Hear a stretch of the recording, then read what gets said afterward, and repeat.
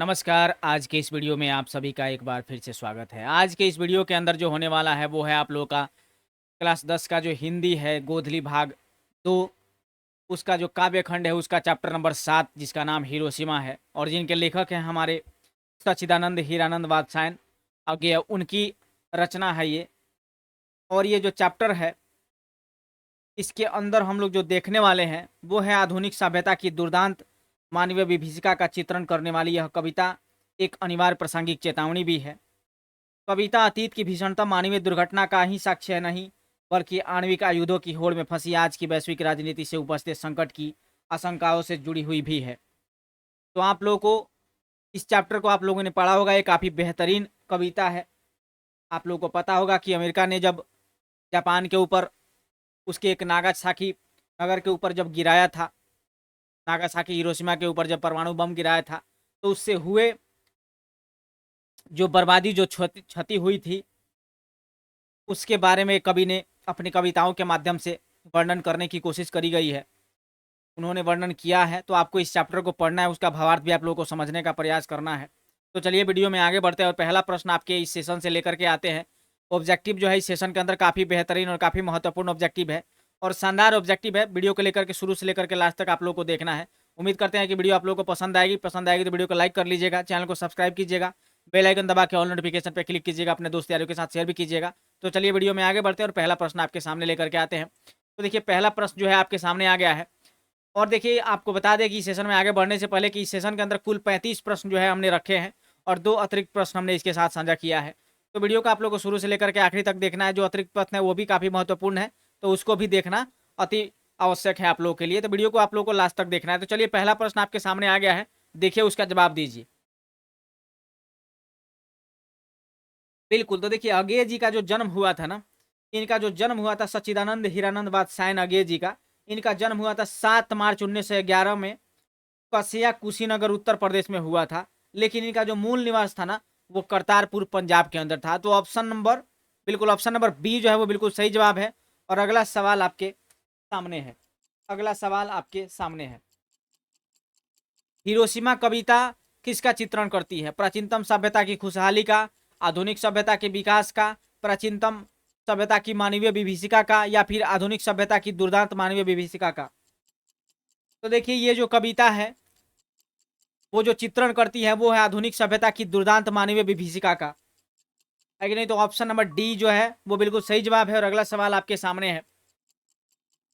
Hiroshima के कवि कौन है? रामधारी सिंह दिनकर, कुंवर नारायण अगेय, जीवनानंद दास। रामधारी सिंह दिनकर, कुंवर नारायण अगेय, या फिर जीवनानंद दास। बिल्कुल यहाँ पे क्या हो जाएगा? ऑप्शन नंबर सी हो जाएगा। अगेय जी का लिखा हुआ है हिरोशिमा, इनके अगेय जी हैं वो हिरोशिमा के कवि हैं। तो option number C is the right answer. Next question, Agyeya का जन्म कब हुआ था? अब देखिए यहाँ पे जो है प्रश्न वही है, लेकिन इसके अंदर आपको महीना और साल दोनों बताना है। ऑप्शन के अंदर दिया हुआ है, तो बिल्कुल यहाँ पे क्या हो जाएगा? 7 मार्च 1911 के अंदर हुआ था। Option number C is the right answer. अगला सवाल आपके सामने है। अगेय का मूल निवास कहाँ पर था? पंजाब, हरियाणा, राजस्थान या दिल्ली? जैसा कि मैंने पहले ही बताया कि अगेय जी का जो मूल निवास था, हालांकि इनका जन्म तो कसिया कुशीनगर उत्तर प्रदेश में हुआ था, लेकिन इनका जो मूल निवास था वो करतारपुर पंजाब के अंदर था। तो option number A is the right answer. और अगला सवाल आपके सामने आता है। देखिए फटाफट से आप लोग इस सवाल का जवाब देंगे, और जितना जल्दी जल्दी आप लोग इस सवाल का जवाब देंगे उतना ही जल्दी जो है ये सेशन समाप्त हो जाएगा। हम ज़्यादातर समय जो है आप लोग का बचाने का प्रयास कर रहे हैं कि कम समय में आप लोग अधिक प्रश्न को कर पाएं, ताकि बाकी का जो समय आपके पास बचता है वो किसी अन्य विषय पे आप लोग को दिया जा सके। बिल्कुल यहाँ पे क्या हो जाएगा? 7 नंबर प्रश्न का जवाब आपको देना है कि अगेय के पिता का क्या नाम था? रघुवीर शास्त्री था, हीरानंद शास्त्री था, परमानंद शास्त्री था, या फिर उषानंद शास्त्री था? तो बिल्कुल यहाँ पे जो था उनके पिताजी का जो नाम था वो डॉक्टर हीरानंद शास्त्री था, है कि नहीं? और वो एक प्रख्यात पुरातत्ववेत्ता थे। तो option number B is the right answer. और अगला सवाल आपके सामने है। अगेय की मृत्यु कब हुई थी? 1987 में, 1986 में, 1887 में, या फिर 1886 में? अगेय का जन्म कब हुआ था? 1987, 1986, 1887 या फिर 1886? तो उनका जो मृत्यु हुआ था वो हुआ था 4 अप्रैल 1987 के अंदर हुआ था, है कि नहीं? तो बिल्कुल यहाँ पे क्या हो जाएगा? ऑप्शन नंबर क्या हो जाएगा? ऑप्शन नंबर ए बिल्कुल सही जवाब हो जाएगा। अगला सवाल आपके सामने आएगा, हिरोशिमा अगेय के किस काव्य संग्रह से संकलित है? तो देखिए, आधुनिक कवि अगेय की प्रस्तुत कविता उनकी समग्र कविताओं के संग्रह सदा नीरा से यहाँ संकलित किया गया है। तो option number A is the right answer. A बिल्कुल सही जवाब है, आप उसके साथ जा सकते हैं बिना किसी संदेह के, बिना किसी संशय के। ये जो है ऑप्शन नंबर ए बिल्कुल सही जवाब है। और अगला सवाल आपके सामने है, देखिए, ये जो अगेय जी जो थे वो देश विदेश के अनेक महाविद्यालयों में विजिटिंग प्रोफेसर रहे। उनके साहित्य, उन्हें जो है वो साहित्य अकादमी, ज्ञानपीठ, सुरुगा, युगोस्लाविया का एक पुरस्कार होता है। इनको अंतर्राष्ट्रीय स्वर्णमाला आदि अनेक पुरस्कार से इनको सम्मानित किया गया है कि नहीं? तो इस बात का भी आप लोग को ध्यान रखना है कि नहीं? तो ऑप्शन नंबर क्या हो जाएगा, अगेय को किस भाषा का ज्ञान था? तो बिल्कुल इनको जो था संस्कृत का भी ज्ञान था, अंग्रेजी का भी ज्ञान था, हिंदी का भी ज्ञान था, फारसी का भी ज्ञान था, तमिल का भी ज्ञान था। इसके अलावा अन्य कई भाषाएं जो है उनका ज्ञान, भाषाओं का ज्ञान जो है वो अगेय जी के पास था। तो option number D is the right answer. और नेक्स्ट क्वेश्चन आपके सामने आता है, हिरोशिमा में सूरज कहाँ से निकला था? आसमान से निकला था, पहाड़ पहाड़ से निकला था, नगर के चौक पर निकला था, या फिर बादल में निकला था? तो देखिए, हिरोशिमा में जब वो परमाणु बम का जब धमाका हुआ ना, तो ऐसा प्रतीत हुआ कि सूरज जो है वो नगर के चौक पर निकला है। तो ऑप्शन नंबर सी जो है वो बिल्कुल सही जवाब हो जाएगा। और अगला सवाल आपके सामने आएगा, अगेय के माता का नाम था दमयंती देवी, वयंती देवी, धनवंती देवी, या फिर कांति देवी? आपको बताना है कि अगेय जी जो थे, जिनका नाम क्या था, पूरा नाम क्या था भाई साहब? सच्चिदानंद हीरानंद वात्सायन अगेय इनका नाम था। इनके माता जी का जो नाम था वो बेअंती देवी था। ऑप्शन नंबर बी जो है वो बिल्कुल सही जवाब है। और अगला सवाल आपके सामने आ जाता है, अगेय जी की प्रारंभिक शिक्षा कहाँ हुई थी? बनारस में हुई थी, लखनऊ में हुई थी, मुंबई में हुई थी, या फिर पटना में हुई थी? तो देखिए, अगेय जी जो प्रारंभिक शिक्षा थी, बिल्कुल यहाँ पे जो क्या हो जाएगा, इनकी जो प्रारंभिक शिक्षा थी वो लखनऊ में घर पर ही हुई थी। और उन्होंने मैट्रिक जो है 1925 ईस्वी में पंजाब विश्वविद्यालय से, उन्होंने मैट्रिक 1925 ईस्वी में, और पंजाब विश्वविद्यालय से इंटर 1927 ईस्वी में, 1927 में मद्रास क्रिश्चियन कॉलेज से बीए 1929 में, है कि नहीं? तो आप लोग एक बार फिर से समझ लीजिए कि इनका जो मैट्रिक हुआ था 1925 में हुआ था, और इंटर इनका 1927 में हुआ था, और इनका बीएससी जो था 1929 के अंदर हुआ था। और एमए जो है उन्होंने अंग्रेजी में एमए जो है वो लाहौर से किया था, फोरमैन कॉलेज लाहौर से किया था। बिल्कुल, तो क्या हो जाएगा, अगेय जी की प्रारंभिक शिक्षा कहाँ से मिली थी? तो लखनऊ घर पर ही मिली थी। ऑप्शन नंबर ए बी जो है वो बिल्कुल सही जवाब है। और अगला सवाल आपके सामने है, चिंता अगेय की किस प्रकार की रचना है? चिंता जो है अगेय की किस प्रकार की रचना है? बिल्कुल यहाँ पे क्या हो जाएगा, बिल्कुल आप लोग बताइए जल्दी, फटाफट से आप लोग इस सवाल का जवाब दीजिए। 14 नंबर प्रश्न आपके सामने आ गया है। बिल्कुल 14 नंबर प्रश्न आपके सामने है, इसका जवाब दीजिए। बिल्कुल, चिंता जो है वो अगेय की जो रचना है वो एक काव्य है। Option number A is the right answer. अगला सवाल आपके सामने, हरी घास पर क्षण भर के रचनाकार कौन है? बीरेन डंगवाल, अगेय, अनामिका, जीवनानंद दास?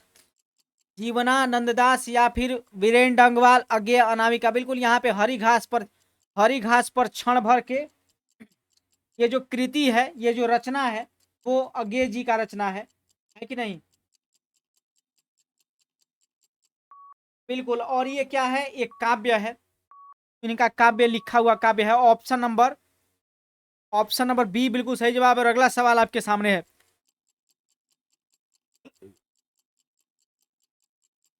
अगेय ने सूत्रपात किया मानवतावाद का, अतिवाद का, प्रयोगवाद का, या फिर समाजवाद का? तो देखिए, ये जो सूत्रपात किया इन्होंने वो प्रयोगवाद का किया था। ऑप्शन नंबर सी जो है वो बिल्कुल सही जवाब है। और अगला सवाल आपके सामने है, कवि अगेय का माना हुआ सूरज किस दिशा से निकलता है? पूरब से, दक्षिण से, आकाश से, नगर के बीचों बीच से?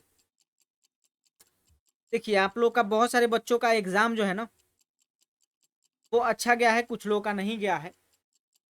और जिनका अच्छा गया है उसके पीछे रीजन ये है कि बहुत सारे यूट्यूब पे ऐसे चैनल थे जिन्होंने क्या करा कि एग्जाम आज होने वाला है ना, तो एक दिन पहले ही किसी विद्यालय से संपर्क करके, उसके प्रधान से संपर्क करके उस क्वेश्चन को बाहर निकलवाया और अपने यूट्यूब पे करवा दिया। अब इससे नुकसान देखिए क्या होता है कि अगर मान लीजिए अगर इसी तरह की घटनाएं अगर आप लोग के मुख्य परीक्षा के अंदर होना शुरू हो जाए तो ये कितना गलत बात है। अगर करवाना चाहे तो वो कोई भी करवा सकता है ना, वो हम भी करवा सकते हैं, पर उसकी आवश्यकता क्या है? नहीं है। आप लोगों को परीक्षा की तैयारी करनी है ना। अगर आपको प्रश्न पहले से ही अगर आपको पता हो तो फिर परीक्षा का कोई मतलब ही नहीं रह जाता है कि नहीं? तो परीक्षा है वो जांच परीक्षा, ऐसा थोड़ी है कि उसके अंदर आप लोग फेल हो जाएंगे तो आपके ऊपर हंटर बरसने वाला है, या फिर आपको जेल हो जाएगी, या फिर आपको दंड दिया जाएगा, ऐसा तो नहीं है। बस आपने क्या सीखा, क्या जाना, क्या पढ़ा, उसके बारे में एक जांच था कि आपने कहाँ पढ़ाई करी, क्या करी, कहाँ आपके अंदर कमी है, उस चीज को सुधार किया जा सके। जब आप प्रश्न पहले ही देख लेंगे और जा करके उसका हूबहू आंसर वैसे ही आप लिख देंगे, फिर आपको कैसे पता चलेगा कि आपके अंदर क्या कमी रह गई है? तो ये बिल्कुल गलत बात है जो लोग भी कर रहे हैं, ऐसा नहीं होना चाहिए। और जो लोग भी जा करके इस तरह का प्रश्न पहले ही देख करके और एग्जाम में जा करके लिखने का प्रयास करके खुद को 30 मार्क का समझ रहे हैं, तो बस ये समझ लीजिए कि आप अपने ही पैर पे कुल्हाड़ी मार रहे हैं। और कुल्हाड़ी नहीं, फरसा जिसको बोलते हैं ना देहात में, है ना, बहुत बड़ा फरसा, वो फरसा चला रहे हैं आप अपने पैर के ऊपर। तो ये बिल्कुल बिल्कुल ही ये निहायत ही गलत बात है, इस तरह होना नहीं चाहिए, है कि नहीं? तो ये कल हम देखे बहुत सारे यूट्यूब पे, बहुत सारे लोग के चैनल पे इस तरह का वीडियो देखने को मिला। प्रश्न मेरे पास भी था, हम भी करवा सकते थे, है कि नहीं? लेकिन हमने ऐसा कुछ नहीं किया, क्योंकि हमने अपने तरफ से कुछ क्वेश्चंस आप लोगों के लिए करवाए, उसमें से जो पूछा गया अच्छी बात है कि नहीं? प्रश्न तो हमको बकायदा पहले से ही पता था, तो हम चाहते तो वो भी करवा देते आप लोगों को, लेकिन उसकी आवश्यकता है नहीं, क्योंकि आपको पता तो चले कि आप कितने पानी में है, ये पता होना चाहिए कि नहीं होना चाहिए। तो फिर अगर ऐसा ही करना है तो फिर क्या ही जरूरत है 1 साल मेहनत करने का? आराम से घर पे बैठिए और एग्जाम टाइम में किसी को पैसे दीजिए, क्वेश्चन बाहर निकलवाइए और आराम से जाके एग्जाम दे लीजिए, फिर तो हो गया बंटाधार जीवन का। कंपटीशन में इस तरह से नहीं हो पाता है ना कि आपका प्रश्न पहले से ही मिल जाए, आप जाके कंपटीशन फाइट कर लीजिए, भी तो नहीं होता है। तो थोड़ी समझदारी रखिए, थोड़ा सा बुद्धि का इस्तेमाल किया कीजिए। देखिए जो चल रहा है वो तो आपको भी पता है कि क्यों चल रहा है और क्यों इस तरह की चीजें करी जा रही हैं, बट आप लोग उस भीड़ चाल से बाहर निकल जाइए ना। देखिए भीड़ आपको बल जरूर देता है, पर आपका पहचान जो है ना वो छीन लेता है।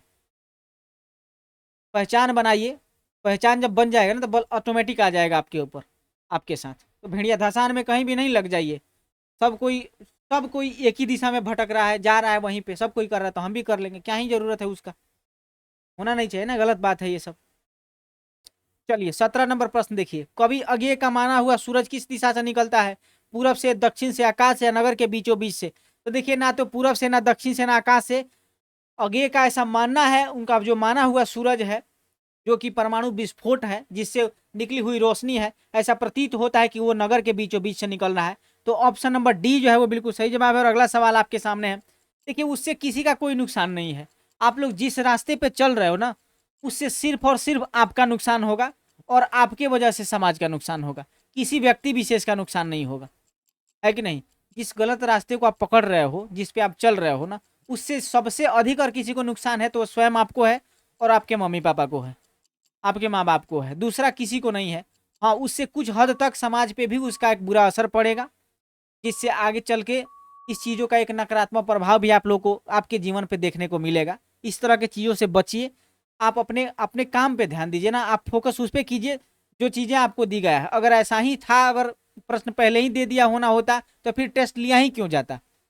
जब पहले ही से ही प्रश्न आपको पता हो तो फिर टेस्ट देना ही क्यों है आपको? वो तो सिर्फ आपका आपका पानी जांचने के लिए ना, कि कितने पानी में है, आप कहाँ तक पहुंच पाए हैं, कहाँ कमी है, कहाँ क्या करना है, बहुत सारी चीजें उसके अंदर है। चलिए 18 नंबर प्रश्न देखिए, हिरोशिमा कहाँ है? अमेरिका में, यूरोप में, भारत में, या फिर जापान में? छोटी छोटी चीजें है ना, आप अपने दिमाग से सोच सकते हो, ऐसे थोड़ी हो कि आप एकदम से दूध मुंहे बच्चे हो कि आप थोड़ी थोड़ी बात, छोटी छोटी बातें आप नहीं समझ सकते हो, अच्छे से समझ सकते हो उस चीज को।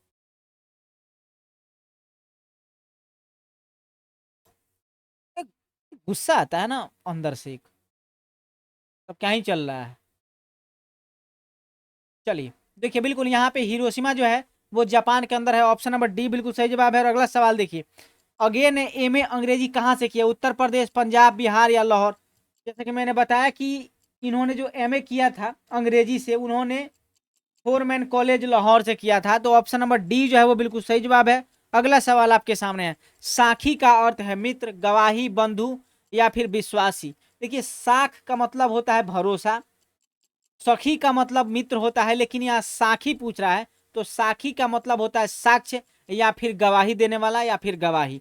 ऑप्शन नंबर बी जो है वो बिल्कुल सही जवाब है।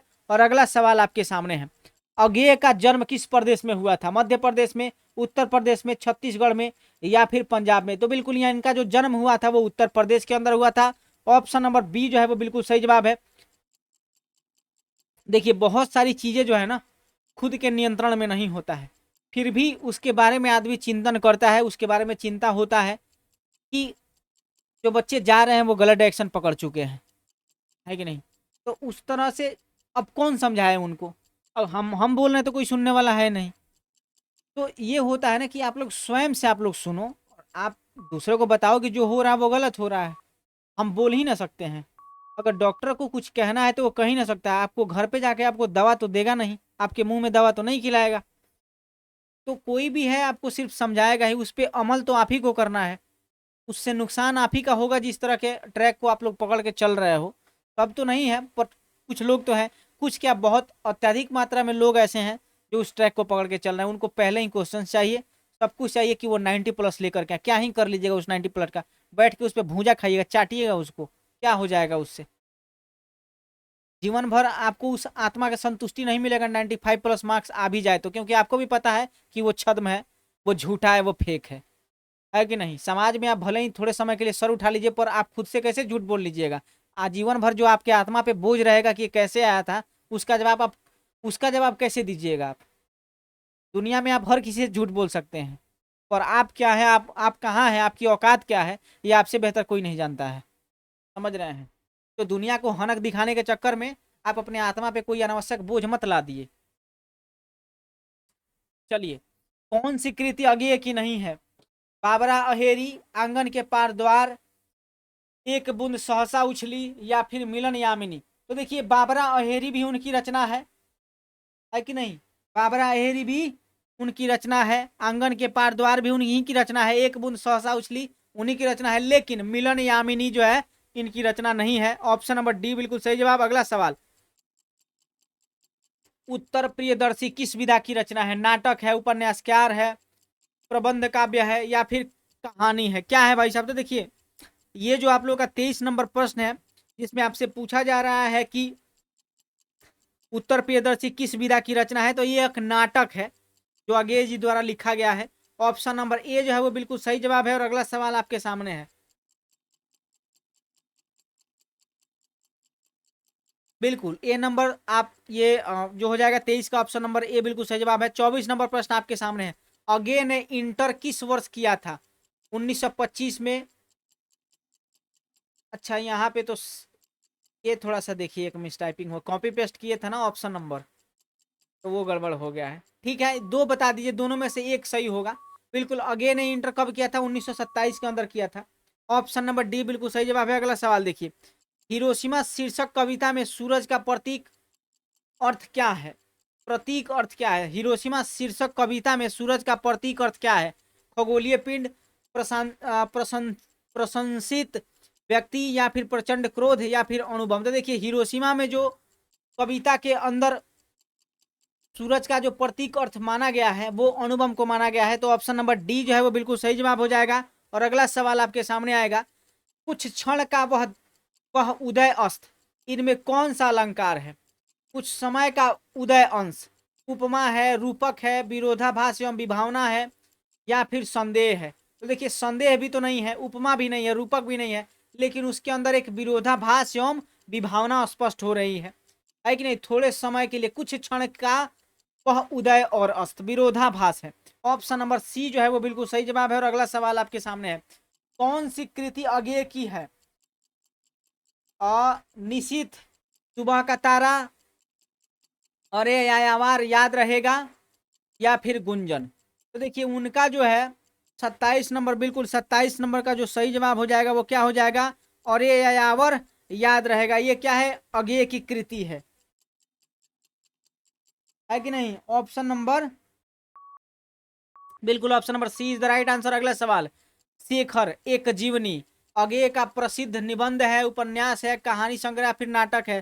तो ये जो देखिए ना इनका उपन्यास है। ऑप्शन नंबर बी जो है वो बिल्कुल सही जवाब है। और अगला सवाल आपके सामने है, अज्ञेय ने संपादन किया रूपांबरा, पुष्करिणी, या फिर तार सप्तक, इनमें से सभी। तो देखिए सब उन्हीं का लिखा हुआ है, रूपांबरा भी, पुष्करिणी भी, तार सप्तक भी, है ना। तो ऑप्शन नंबर डी जो है वो बिल्कुल सही जवाब हो जाएगा। और अगला सवाल आपके सामने आएगा, जापान के हिरोशिमा नामक नगर पर अणु बम किसने गिराई थी? अमेरिका ने, रूस ने, चीन ने या इंग्लैंड ने? सबको पता है भाई साहब, अमेरिका ने गिराया था। Option number A is the right answer. और देखिए जापान के अंदर इतना विध्वंस हुआ ना इस अणु बम के, इस परमाणु बम के वजह से, वो चाहता तो बदले की भावना अपने अंदर पाल करके अमेरिका से बदला ले सकता था। क्योंकि आज के युग में भी अगर आज के मॉडर्न टाइम में देखिए तो जापान की टेक्नोलॉजी है ना काफी बेहतरीन है कि नहीं? तो वो चाहता तो बदले की भावना अंदर पाल करके अमेरिका से बदला ले सकता था, लेकिन उसने बदले पे नहीं, बदलाव पे ध्यान दिया और उसने अपने अपने प्रगति के पथ पर खुद को और लेकर के जाना उचित समझा और बदले की भावना को त्याग दिया। तभी तो वो आज यहाँ तक पहुंचा हुआ है कि नहीं? सोच के देखिए कि जहां परमाणु गिरता है ना, इतना भयानक रेडिएशन होता है ना कि लू ले लंगे अपंगू कई पीढ़ियों तक ऐसे चला जाता है। तो सोचिए फिर उतना विषम परिस्थिति से उड़ के और खुद को इस आधुनिक युग में खुद को क्या किया, उसके समक्ष लेकर के आया। तो सोच के देखिए, तो इस तरह का विचार होना चाहिए, है कि नहीं? हालांकि ऐसा नहीं है कि आप इसका मतलब है कि आप किसी का जुल्म सहते रहिए, ऐसा नहीं है। पर उसने उस वक्त जो उचित लगा, उसने खुद को प्रगति के पथ पे लाना समुचित समझा। तो वो सारी चीज उसने उस वक्त ध्यान में रखा। पर आज किसी को आप कुछ बोल दीजिए, है कि नहीं, भले देह में मांस गुदा नहीं होगा लेकिन किसी से भी भिड़ने के लिए तैयार होगा, है कि नहीं? तो हमेशा समय के नजाकत को समझना चाहिए। अनावश्यक अगर आपको लगता है कि समय आपके अनुकूल नहीं है तो उसके अनुकूल होने की प्रतीक्षा कीजिए, और यही सबसे उत्तम जो है ना वो प्रतीक्षा हो सकता है। जवाब देखिए, जवाब मुंह से नहीं दीजिए, जवाब काम से दीजिए। जब काम से जवाब दीजिए ना तो उसका छाप बहुत लंबे समय तक रहता है। आप मुंह से बोल दीजिएगा, सुन के भूल जाएगा। पर जब आप काम से जवाब दीजिएगा ना तो जलने वाले के छाती पे जो है ना, छाती पे वो सदैव के लिए एक ऐसा मुहर लग जाएगा कि वो मरते दम तक नहीं भूल पाएगा, है कि नहीं? तो ऐसा होना चाहिए। चलिए 31 नंबर प्रश्न आपके सामने है। अगेन अपनी शिक्षा कहाँ तक ग्रहण की थी?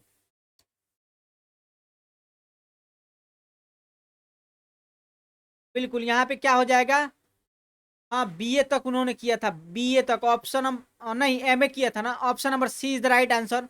उसमें कुछ एक ऑप्शन जो है वो रेलेवेंट नहीं है, क्योंकि हमने ऑप्शन जो है ना कॉपी पेस्ट करते हैं फिर उसी को चेंज करते हैं। तो बीच में किसी का कॉल आ गया होगा ना, बच्चा सब कॉल वगैरह बीच बीच में करते रहता है, तो उस वजह से उसको हम चेंज नहीं कर पाए। देखिए यहाँ पे एक छोटा सा मिस्टेक हो गया है।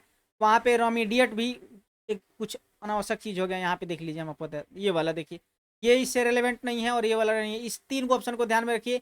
इतना उसको छोड़ दीजिए, प्रश्न छोड़ दीजिए, हम जो बोल रहे हैं उसको सुनिए।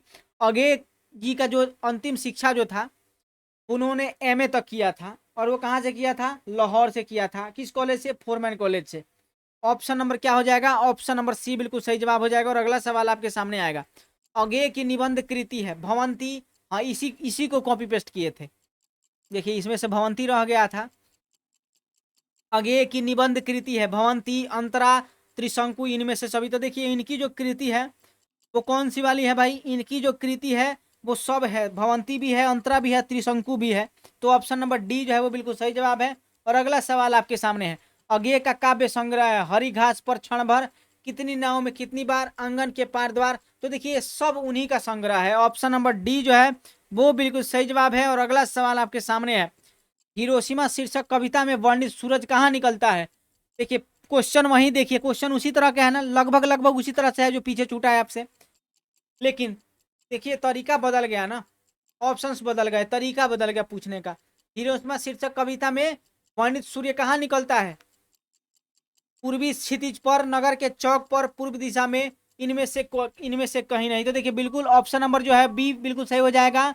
लेखक का ऐसा मानना है कि सूरज जो है वो नगर के चौक पर निकल रहा है। ऑप्शन नंबर बी जो है वो बिल्कुल सही जवाब है। और इस सेशन का आखिरी प्रश्न आपके सामने। हिरोशिमा में बम विस्फोटक के बाद छायाएं कैसी थी? दिशाहीन, छायायुक्त, दिशायुक्त, उपयुक्त, सभी। तो देखिए लेखक का ऐसा मानना है, कवि का ऐसा मानना है कि जब बम विस्फोट हुआ तो उसके बाद की जो छायाएं थी वो दिशाहीन थी। ऑप्शन नंबर ए जो है वो बिल्कुल सही जवाब है। अतिरिक्त प्रश्न में आप लोगों के सामने एक है। मानव का रचा हुआ सूरज किसको भाप बनाकर सोख गया? बादल को, पत्थरों को, पानी को, या फिर मानव को? तो देखिए मानव का रचा हुआ सूरज मतलब जो रचा हुआ सूरज है वो किसको मानते हैं? परमाणु बम को मानते हैं। वो किसको भाप बनाकर सो गया? तो मानव को ही भाप बना के सो गया।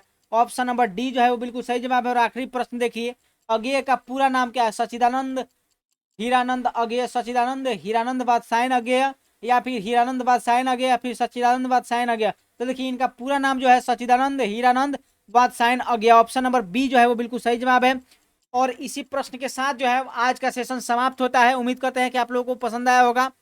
ये सेशन पसंद आया हो वीडियो को लाइक कर लीजिएगा, चैनल को सब्सक्राइब करके बेल आइकन दबा लीजिएगा, ऑल नोटिफिकेशन पर क्लिक कर लीजिएगा और टेलीग्राम का लिंक डिस्क्रिप्शन में है, जाके उसको ज्वाइन भी कर लीजिएगा, है कि नहीं। और फिर मिलते हैं अगले एपिसोड के अंदर, है कि नहीं। तो सब किसी को शुभ रात्रि। अगर किसी तरह का कोई परेशानी, कोई दुख, कोई तकलीफ हो तो आप कमेंट सेक्शन के अंदर किसी सवाल में अगर कोई दिक्कत हो तब भी आप कमेंट कर सकते हैं। उस समस्या का समाधान हम वहीं पे कर देंगे। चलिए बहुत बहुत धन्यवाद। सब किसी को शुभ रात्रि।